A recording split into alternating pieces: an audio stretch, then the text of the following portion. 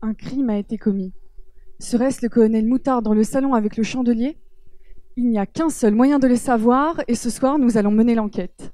C'est parti, je vous propose de plonger avec moi dans le monde fascinant de la criminologie. Pour débuter notre enquête, il nous faut tout d'abord trouver des preuves, mais pas n'importe lesquelles. Ce qui nous intéresse ce soir, ce sont les empreintes digitales.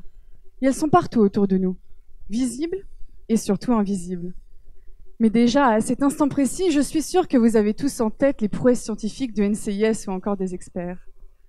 Révéler des empreintes semble tout à coup une mission presque banale. Oui. Mais encore vous faut-il, guidé par votre seule intuition, à pressentir les endroits où elles peuvent se trouver. Comment allons-nous donc procéder pour trouver toutes les empreintes d'une scène de crime aussi étendue que la salle où nous nous trouvons ce soir? Et la première chose qui vous vient en tête, c'est la fameuse poudre que l'on applique à l'aide d'un pinceau. Seulement, après avoir trouvé quelques traces dans les endroits que vous aurez choisis, vous serez sûrement déçu d'apprendre qu'une analyse ADN est impossible avec cette technique. Décidément, notre enquête piétine. C'est à ce moment que j'interviens, car faire avancer l'enquête, c'est le travail que je mène au quotidien dans mon projet, où l'enjeu est d'allier chimie et criminologie. Et pour trouver toutes ces empreintes, je développe une nouvelle méthode de révélation que j'ai imaginée sous forme de spray. Au-delà de sa facilité de transport, ce système astucieux se doit d'être doté d'une efficacité redoutable pour asperger rapidement de larges surfaces. Mais dans le même temps, je dois résoudre un vrai problème de chimie.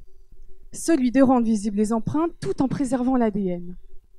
Ça tombe bien, j'ai une passion dans la vie, cuisiner. Faire de la chimie si vous préférez. Et ce soir, je vous propose de fabriquer des nouilles. Nous allons pour cela utiliser un spray avec un réactif qui colle tout sur tout, de la superglue.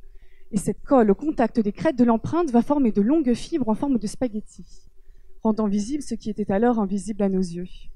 Mais seriez-vous capable de voir blanc sur blanc? Difficile, n'est-ce pas? L'ajout d'une couleur à nos spaghettis nous est apparu alors comme la solution parfaite pour voir nos empreintes. Et manipuler les molécules, vous en conviendrez, c'est bien la vocation d'un chimiste. Parmi ces molécules, BodyP, c'est son nom, a été choisi pour être la vedette de la révélation d'empreintes. Sous le feu des projecteurs, notre molécule que nous avons voulu fluorescente va émettre de la lumière dans les motifs de l'empreinte. Mais hors de ces motifs, BodyP étouffe, elle ne s'exprime plus, elle s'éteint, rendant tout à coup possible une vision rêvée de nos empreintes. Mais les propriétés extraordinaires de cette molécule ne se limitent pas qu'à de la couleur, car avec elle, une analyse ADN est maintenant possible. Et ce soir, à défaut d'avoir trouvé le criminel, révéler des empreintes plus vite que son nom devient un jeu d'enfant, et ce, même dans l'obscurité la plus totale.